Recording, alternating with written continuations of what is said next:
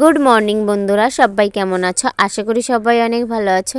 আর মনীষ দেখো সামনে মিষ্টি আর দুধ নিয়ে বসে রয়েছে, মুড়ি মিষ্টি নিয়ে। খাবে কি না তাই ভাবছে, তো অবশেষে দেখো খেয়ে নিচ্ছে। বললাম খেয়ে নাও। আর এখানে দেখো চাল দেখছো না, এই চালটা পায়েস রান্না করা হবে। তার মধ্যে আমি এই যে মুড়ি নিয়ে নিলাম, মনীষ তো দুধ খেলো না, যার জন্য আমি খেয়ে নিলাম। আর বলতে বলতে মায়ের পায়েসও রান্না হয়ে গেছে যে।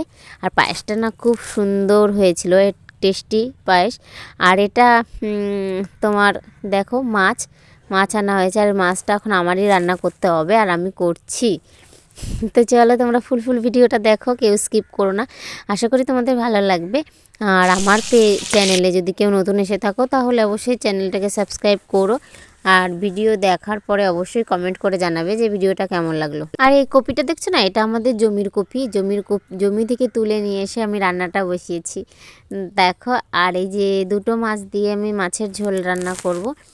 তো মাছের ঝোল, এই মাছটা না মা খেতে খুব ভালোবাসে, যার জন্য মার জন্যই রান্না করছি মাছের ঝোলটা। আর আমরা যেহেতু মাংস এনেছি, তো মাংস দিয়ে আমাদের বেশ হয়ে যাবে।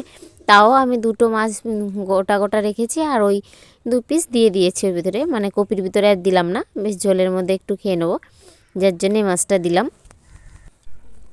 এটা তোমার মাংসর আলু, আর আলুগুলো বেশ সুন্দর করে ভেজে নিচ্ছি দেখো। লাল লাল করে ভেজে নিলে না, তারপরে মাংসর ভিতরে যদি দিই তো এটা খেতে খুব টেস্টি আসে। আর মাছের ঝোল তো হয়েই গেছে, আর মোটামুটি দেখো রান্নাগুলো সব শেয়ার করে দিলাম। আর রয়েছে বাকি মাংসটা।